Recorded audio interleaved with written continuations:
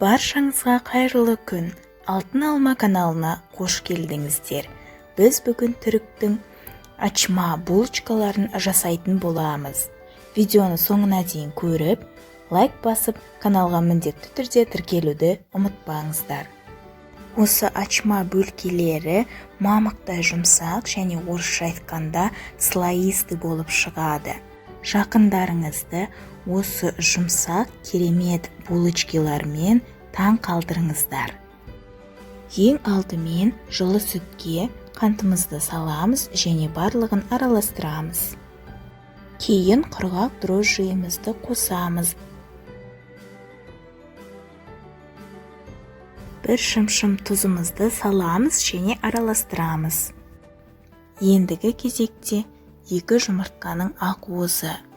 Жұмыртқалардың сары уызын булочкалардың бетіне жағуға алып қаламыз. Кейін осы массамызға сұйық майды құйып, бір келгі етіп біріктіреміз.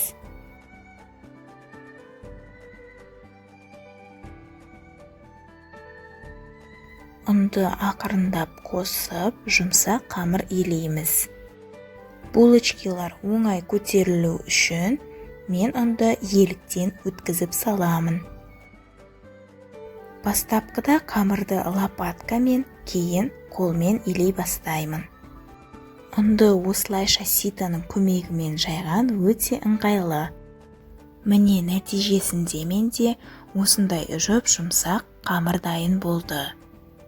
Ашытқының көмегімен көтерілетін қамырдың ешқайсысына ұнды шектен тыс салып жібермеу қажет. Себебі бұл дайын болған нан өнімдерінің жұмсақтығына және дәміне әсер етеді. Ұнды көп салып жібергеннен көрі қолға аздап жабысатын қамыр илеген дұрыс.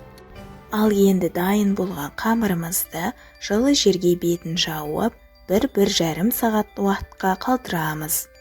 Менің қамырым 1 сағаттан кейін осылай үлкейді. Енді үстелге күнбағыс майын құйып, осылай жағып шығамыз. Енді қамырымызды қойып, видеода көрсетілгендей жаямыз. Айта кетейін, түрік тілінен аударғанда ачма сөзі ашу дегенді білдіреді, яғни қамырымызды қолымызбен ашамыз.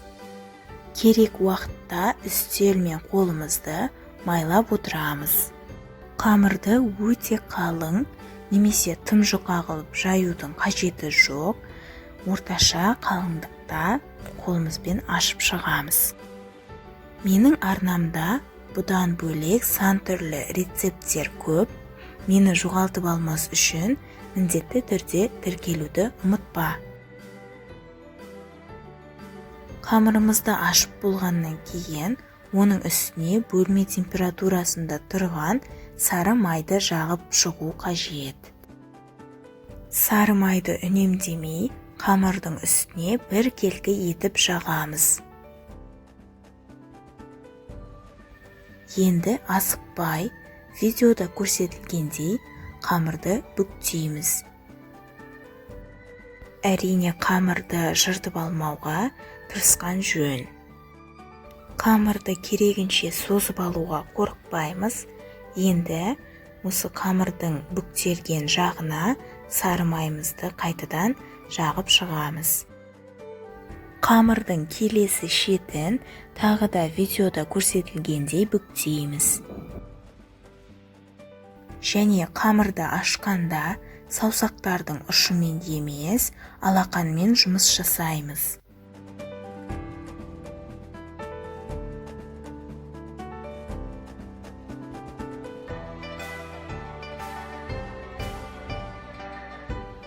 Осы жолы қамырдың барлық бөлігіне емес, тек қана жартысына ғана майды жағамыз. Майды бөлме температурасына қойып жұмсартуды ұмытқан болсаңыз, онда қысқа толқынды пешке бірнеше секундқа салып алсаңыз болады. Қамырды тағы бір мәрте ашып аламыз. Және көріп тұрғандарыңыздай тағы бір бүктейміз. қамырды бүктеген сайын қолымызбен бір басып ашып аламыз. Сол кезде қамырдың ортасындағы май қолдың жылуымен еріп біркелкі таралады. Қамырды ұзыншалап кесіп аламыз және оны видеода көрсетілгендей етіп ораймыз.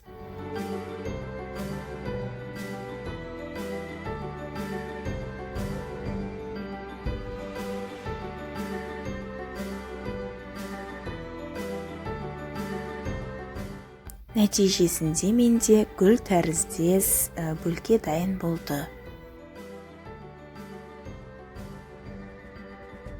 Енді жұмыртқалардан алып қалған сары уызымызды бөлкелердің үстіне жағып шығамыз. Осы уақытта қалауларыңызша булочкидің үстіне кунжут себуге болады. Булочкиларды 180 градусқа дейін қызып тұрған пеште 18-20 минут шамасында пісіріп аламыз. Көріп тұрғандарыңыздай, булочки өте нәзік, жұмсақ болып шыққан және оқтаудың көмегінсіз жайған қамырымыз осылай әдемі болып қабаттасып қатпарлы болып тұр. Бұл түрік бөлкелерінің дәмі сөз жоқ, керемет. Міндетті түрде дайындап көріңіздер. Өте әдемі, дәмді және нәзік болып шығады. Өкінбейтіндеріңіз анық. Видеоны соңына дейін көргендеріңіз үшін үлкен рахмет. Келесі көріскенше.